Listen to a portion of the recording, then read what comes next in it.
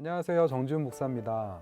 작년에 제가 이제 담낭 수술을 하고 살이 많이 빠졌어요. 한 30kg 정도 빠졌거든요. 지금까지. 뭐 지금 그게 빠진 거냐라고 하면 할 말은 없지만, 살이 빠지고 많은 변화들이 있었는데 그 중에서 제일 큰 변화 중에 하나가 옷이에요. 예전에는 제가 몸에 맞는 옷들만 입었거든요. 입을 수 있었어요. 근데 지금은 제가 옷을 골라서 입을 수 있더라고요. 할렐루야.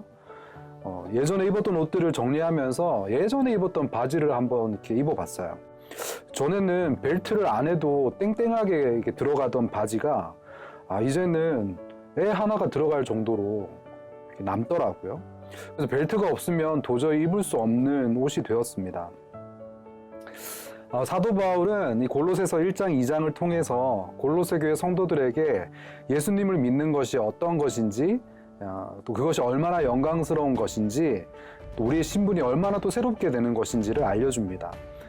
그리고 3장부터는 그렇게 대단한 예수님을 우리의 주인으로 모시고 사는 삶이 어떠해야 하는지에 대해서 기록하고 있어요.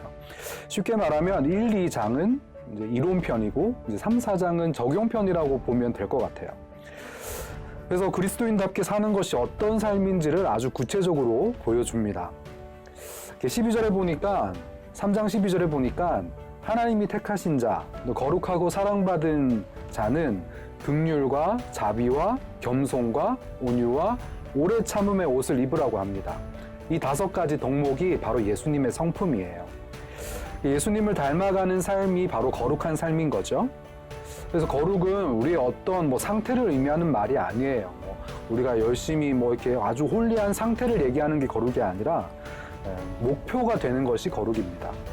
그래서 늘 우리가 듣고 말하고 있는 것이 인생의 목적은 행복이 아니라 거룩이라는 말이지요. 그런데 이렇게 예수님의 성품을 닮은 이 고급 명품 옷을 입더라도 온전하게 매는 이 사랑이라는 띠가 없으면 옷의 역할을 제대로 하지 못합니다.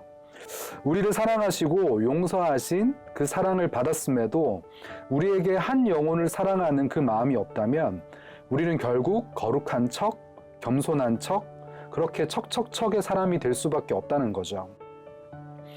그러면 어떻게 해야 예수님의 성품 위에 그 사랑의 띠를 두르면서 거룩한 삶을 살 수 있을까요?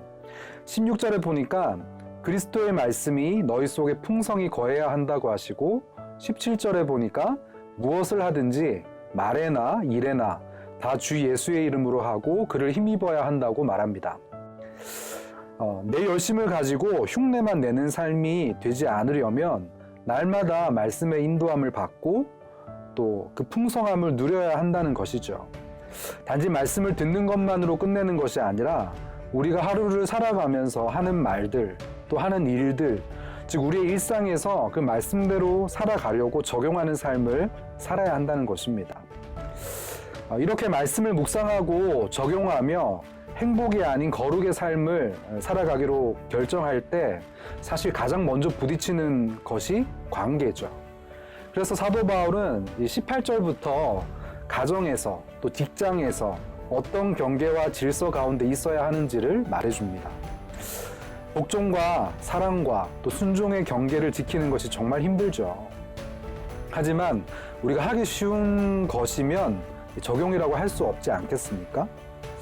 직장에서도 순종하기 힘든 윗질서가 있고 또 마음에 들지 않고 나에게 피해를 주는 것만 같은 동료나 후배들이 있을 수 있습니다. 그러나 우리가 해야 하는 순종은 인격이 아니라 역할에 대한 순종이라고 하셨어요.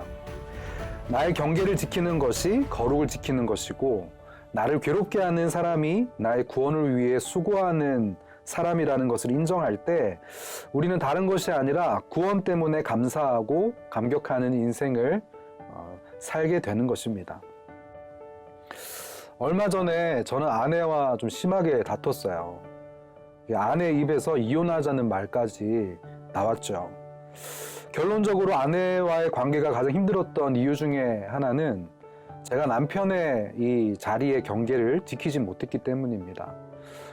제 사연에 갇혀서 아내를 사랑하지 못하고 오히려 괴롭게 했고, 또 사랑하는 두 딸들도 돌보지 못해서 노엽게 했죠.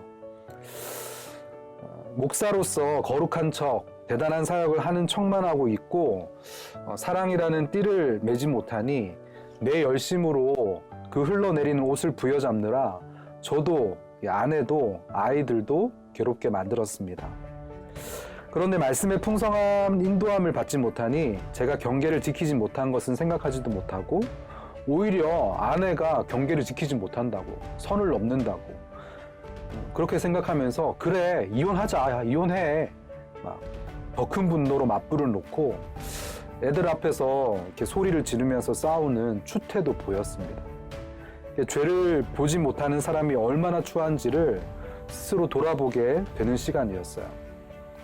그래서 이거 참 너무 괴로운 일이어가지고 이혼하자는 말이 너무 저한테는 충격적인 말이어서 우리 청년부 사역자들과 함께 나눔을 하면서 이 얘기를 했더니 대부분의 사역자들이 그 얘기를 이제서야 들으셨냐고, 자기는 벌써 들은 지가 오래됐다고 그렇게 이야기를 해주더라고요. 정말 성령의 공동체가 맞습니다.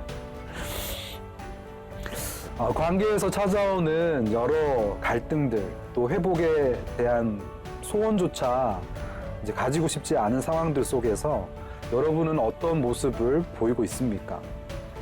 단지 그 관계에서 우리의 모습을 보는 것이 아니라 내가 얼마나 그리스도인답게 살고 있나, 또 나와 하나님과의 관계는 온전한가, 이것을 돌봐야 합니다.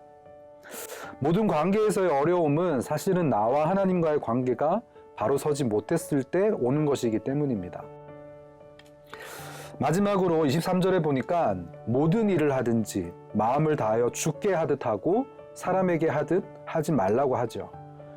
관계 안에서 우리가 하는 모든 적용은 누군가에게 하는 적용이기 이전에 사실은 하나님께 하는 적용인 것입니다. 아무도 알아주지 않는 것 같은 우리의 적용일지라도 그래서 하나님은 우리의 적용을 알아주시는 거죠. 거룩을 위해서 또 구원을 위해서 애쓰고 노력하는 것을 하나님은 절대로 잊지 않으십니다. 그리고 말씀을 통해서 그런 삶을 살길 소원하는 자들에게 친히 그 사랑의 띠를 메어주시는 거죠. 사랑하는 청년 여러분, 우리가 이 땅에서 살아가면서 참 수많은 관계를 맺고 또 그 관계에 속해서 살아가고 있습니다. 이 관계를 통해서 위로나 권명과 또 힘도 받지만 괴로움과 또 억울함, 원망 속에서 살아갈 수도 있습니다. 경계고 뭐고 그냥 다 때려치고 싶은 마음이 그득하죠. 그러나 우리가 이 땅에서 맺어가야 할 수많은 관계들은 우리의 거룩과 구원을 위해서 허락하신 관계라는 것을 알아야 합니다. 갈등 충만이 성령 충만이라고 하잖아요. 오히려 그 갈등을 통해서 내 안에 말씀이 충만하게 거하시는 그 은혜를 누리시기를 기도합니다.